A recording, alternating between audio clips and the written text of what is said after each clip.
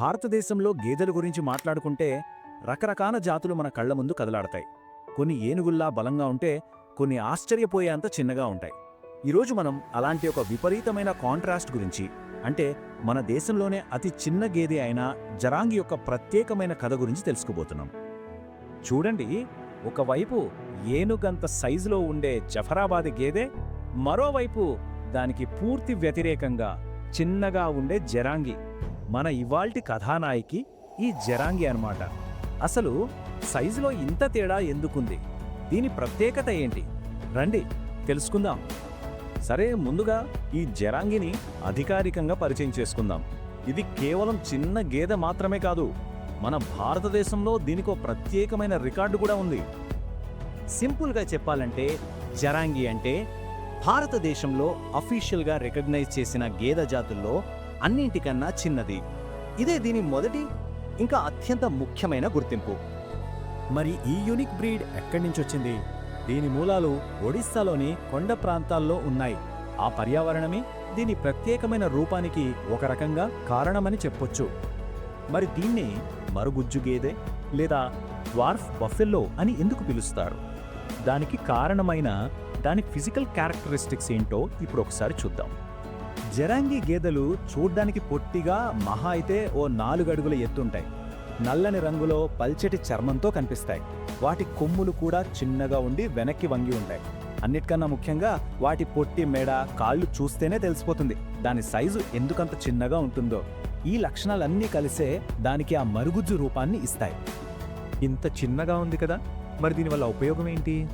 దాని అసలు విలువ దాని సైజులో లేదు, అది చేసే ఒక స్పెషల్ పనిలో ఉంది. ఏంటో తెలుసుకుందామా? సాధారణంగా గేదె అనగానే మనందరికీ ఏం గుర్తొస్తుంది? పాలు కదా. మరి జరాంగి విషయంలో కూడా అదే నిజమా? ఇక్కడే ఉంది అసలు ట్విస్ట్. జరాంగి పాల ఉత్పత్తి చాలా చాలా తక్కువ. ఎంత తక్కువ అంటే అవి ఇచ్చే పాలు కేవలం వాటి దూడలకే సరిపోతాయి. సో మిల్క్ కోసమైతే వీటిని పెంచరన్నమాట. మరి పని సంగతేంటి? దాని చిన్న సైజు వల్ల మైదానాల్లో చేసే పెద్ద పెద్ద పనులకు ఇది అస్సలు పనికిరాదు. కానీ అదే చిన్న సైజు కొండ ప్రాంతాల్లో దానికి ఒక వరంలా మారింది. అక్కడ పెద్ద జంతువులు వెళ్ళలేని ఇరుకైన మెట్ల పొలాల్లో, అంటే టెర్రస్ ఫార్మింగ్లో దుక్కి దున్నడానికి ఇది పర్ఫెక్ట్గా సెట్ అవుతుంది. ఇదే ఈ జాతికున్న అసలు సిసలైన స్పెషాలిటీ. దాని విలువ కూడా ఇదే. సరే, ఇప్పటిదాకా మనం ఈ జాతి గురించి తెలుసుకున్నాం. ఇప్పుడు ముఖ్యంగా ఎగ్జామ్స్కి ప్రిపేర్ అయ్యే వాళ్ళ కోసం కొన్ని కీ పాయింట్స్ చూద్దాం. ఇవి చాలా ఇంపార్టెంట్, ఖచ్చితంగా గుర్తుపెట్టుకోవాల్సినవి. గుర్తుంచుకోవాల్సిన మొట్టమొదటి ఇంకా మోస్ట్ ఇంపార్టెంట్ పాయింట్ జరాంగి భారతదేశంలోనే అతి చిన్న గేదె జాతి. ఈ ఒక్క విషయం దాని మొత్తం ఐడెంటిటీని చెప్తుంది. ఈ సమాచారాన్ని అస్సలు లైట్ తీసుకోవద్దు. మూలంలో చెప్పినట్టుగానే ఇది ఎగ్జామ్స్లో అడిగే ముఖ్యమైన బిట్, కాబట్టి దీన్ని ఖచ్చితంగా నోట్ చేసుకోండి. ఇక రెండో ముఖ్యమైన విషయం వీటి నివాస ప్రాంతం. జరాంగి గేదెలు ఒడిషాలోని గంజాం ఇంకా గజపతి జిల్లాలోని కొండ ప్రాంతాలకు చెందినవి. ఈ 2 జిల్లాల పేర్లు గుర్తుపెట్టుకోవడం కూడా చాలా అవసరం. ఫైనల్గా ఒక ప్రశ్నతో ముగిద్దాం. ప్రతి జంతువును కేవలం అదిచ్చే పాలతోనో అది చేసే పనితోనో కొలవడం కరెక్టేనా? జరాంగి లాంటి జాతులు ఒక ప్రత్యేకమైన వాతావరణానికి ఎలా పర్ఫెక్ట్గా అలవాటు పడగలవో మనకు చూపిస్తున్నాయి. జీవ వైవిధ్యంలో ఇలాంటి స్పెషలైజేషన్ కూడా చాలా విలువైంది కదా. దీని గురించి ఆలోచించండి.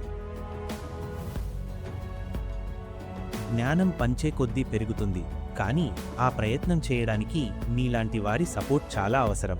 మీ విజయమే నా లక్ష్యం. నన్ను, నా కంటెంట్ని సపోర్ట్ చేయడానికి BSR లెర్నింగ్ హబ్ని ఇప్పుడే సబ్స్క్రైబ్ చేసుకోండి. మనం కలిసి ఎదుగుదాం.